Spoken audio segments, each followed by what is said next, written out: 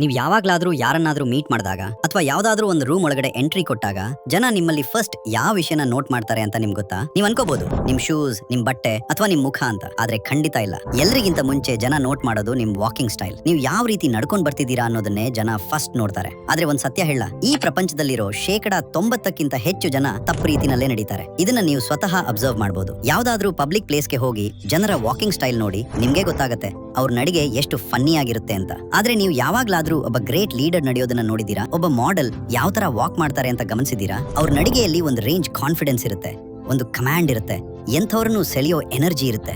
ಅವ್ರು ಜಸ್ಟ್ ತಮ್ಮ walking style ಇಂದಾನೆ ಇಡೀ ಜಗತ್ತಿನ ಕಣ್ಣು ತಮ್ಮ ಕಡೆ ತಿರುಗುವಂತೆ ಮಾಡ್ತಾರೆ. ಒಂದು ವೇಳೆ ನಿಮ್ಗೂ ನಿಮ್ಮ ವಾಕಿಂಗ್ ಸ್ಟೈಲ್ ಅಷ್ಟು ಪವರ್ಫುಲ್ ಆಗಿಲ್ಲ, ಅಷ್ಟು ಸ್ಟ್ರಾಂಗ್ ಆಗಿಲ್ಲ ಅಂತ ಅನ್ಸಿದ್ರೆ ಇವತ್ತಿನ ವಿಡಿಯೋನ ನೀವು ಕೊನೆ ತನಕ ನೋಡ್ಲೇಬೇಕು. ನಿಮ್ಮ ವಾಕಿಂಗ್ ಸ್ಟೈಲ್ ಅನ್ನ ನೀವು ಮಾಸ್ಟರ್ ಮಾಡ್ಕೊಂಡ್ರೆ ಈ ದುನಿಯಾ ನಿಮ್ಮನ್ನ ಇಗ್ನೋರ್ ಮಾಡಕ್ಕೆ ಸಾಧ್ಯನೇ ಇಲ್ಲ.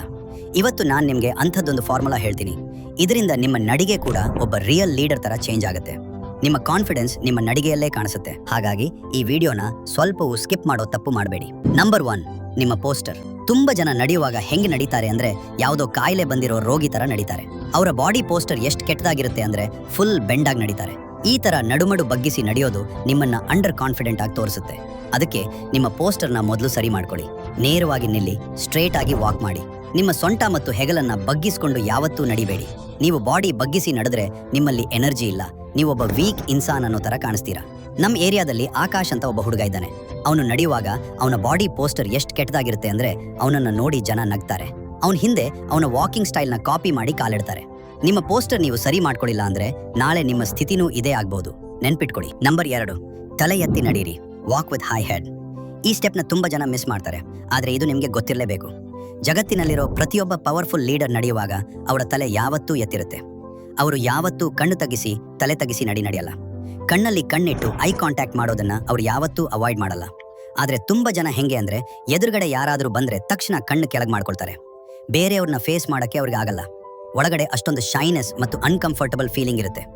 ಅದಕ್ಕೆ ತಲೆ ತಗ್ಸಿ ಬೇಗ ಓಡಿ ಹೋಗೋಕೆ ನೋಡ್ತಾರೆ. ಇದು ನಿಮ್ಮ ಇನ್ಸೆಕ್ಯೂರಿಟಿನ ತೋರಿಸುತ್ತೆ. ಅದಕ್ಕೆ ಇನ್ಮೇಲೆ ನಡೆಯುವಾಗ ಎದುರುಗಡೆ ಇರೋರ್ನ ಧೈರ್ಯವಾಗಿ ಫೇಸ್ ಮಾಡಿ ನಿಮ್ಮ ತಲೆ ಯಾವಾಗಲೂ ಎತ್ತಿರ್ಲಿ. ಇದು ನಿಮಗೆ ನಿಮ್ಮ ದಾರಿ ಮತ್ತು ನಿಮ್ಮ ಗುರಿ ಬಗ್ಗೆ ಸ್ಪಷ್ಟತೆ ಇದೆ ಅನ್ನೋದನ್ನ ಜಗತ್ತಿಗೆ ತೋರಿಸುತ್ತೆ. ಅದೇ ನೀವು ತಲೆ ತಗ್ಸಿ ಇತ್ತ ಅತ್ತ ನೋಡ್ತಾ ನಡೆದ್ರೆ ನಿಮ್ಮ ಇಂಪ್ರೆಷನ್ ಹಾಳಾಗತ್ತೆ ಮತ್ತು ಯಾರೂ ನಿಮ್ಮನ್ನ ಸೀರಿಯಸ್ ಆಗಿ ತಗೊಳ್ಳಲ್ಲ. Number 3, walking speed. ಇದ್ರ ಬಗ್ಗೆ ನಿಮ್ಗೆ ಯಾರೂ ಹೇಳ್ಕೊಡಲ್ಲ. ನೀವು ಎಷ್ಟು ಸ್ಪೀಡ್ ಆಗಿ ಹೆಜ್ಜೆ ಇಡ್ತೀರಾ ಅನ್ನೋದು ಕೂಡ ತುಂಬಾ ಮ್ಯಾಟರ್ ಆಗುತ್ತೆ. ಕೆಲವು ಜನ ಇರ್ತಾರೆ, ಅವ್ರ ಹಿಂದೆ ಯಾರೋ ಪೊಲೀಸ್ ಬಿದ್ದಿರೋ ತರ ಫುಲ್ ಹರ್ಬಡಾಯಿಸ್ಕೊಂಡು ಫಾಸ್ಟ್ ಆಗಿ ಓಡ್ತಾರೆ.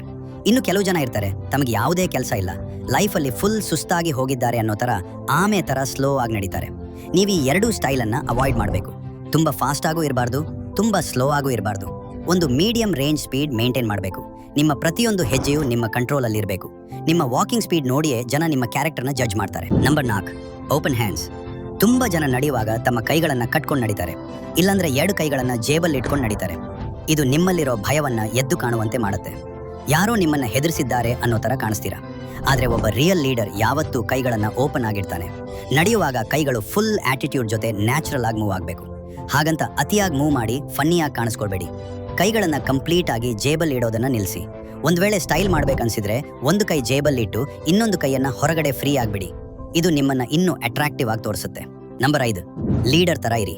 ತುಂಬಾ ಜನ ಗ್ರೂಪಲ್ಲಿ ನಡೆಯುವಾಗ ಎಷ್ಟು ಇನ್ಸೆಕ್ಯೂರ್ ಆಗಿರ್ತಾರೆ ಅಂದ್ರೆ ಎಲ್ರಿಗಿಂತ ಹಿಂದೆ ಇರ್ತಾರೆ, ಇಲ್ಲಾಂದ್ರೆ ಸೈಡಲ್ಲಿ ನಡೀತಾರೆ. ಆದ್ರೆ ಒಬ್ಬ ರಿಯಲ್ ಲೀಡರ್ ಯಾವಾಗ್ಲೂ ಗ್ರೂಪ್ನ ಸೆಂಟರಲ್ಲಿ ನಡೀತಾನೆ. ಯಾರು ಸೆಂಟ್ರಲ್ ನಡೀತಾರೋ ಜನರ ಫಸ್ಟ್ ಕಣ್ ಬೀಳೋದೇ ಅವ್ರ ಮೇಲೆ. ಅವರೇ ಲೀಡರ್ ತರ ಕಾಣಿಸ್ತಾರೆ. ನೀವು ಥಾಮಸ್ ಶೆಲ್ಬಿ ಕ್ಯಾರೆಕ್ಟರ್ನ ನೋಡಿರ್ಬೋದು. ಅವನು ಯಾವಾಗ ನಡೆದ್ರು ಗ್ರೂಪ್ನ ಸೆಂಟ್ರಲ್ಲೇ ಇರ್ತಾನೆ.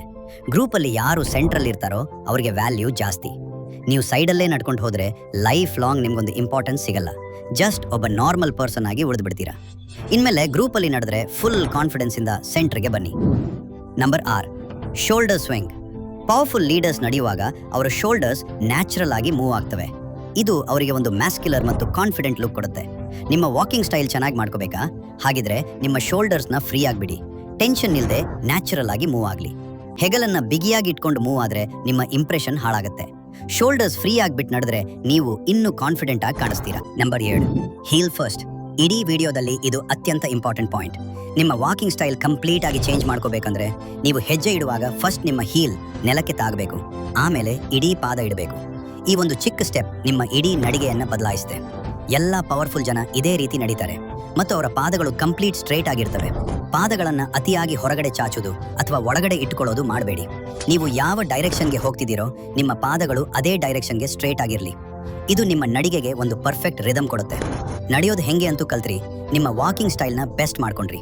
ಆದ್ರೆ ನಿಮ್ಮ ಲೈಫ್ಗೆ ಇರಬೇಕಾದ ಆಸ್ಲಿ ಆಟಿಟ್ಯೂಡ್ ಮತ್ತು ಮೈಂಡ್ ಸೆಟ್ ಎಂಥದ್ದಿರಬೇಕು ಅಂತ ತಿಳ್ಕೊಬೇಕಾ? ಹಾಗಿದ್ರೆ ಈಗಲೇ ಸ್ಕ್ರೀನ್ ಮೇಲೆ ಬರ್ತಿರೋ ನನ್ನ ನೆಕ್ಸ್ಟ್ ವಿಡಿಯೋನ ಕ್ಲಿಕ್ ಮಾಡಿ ನೋಡಿ.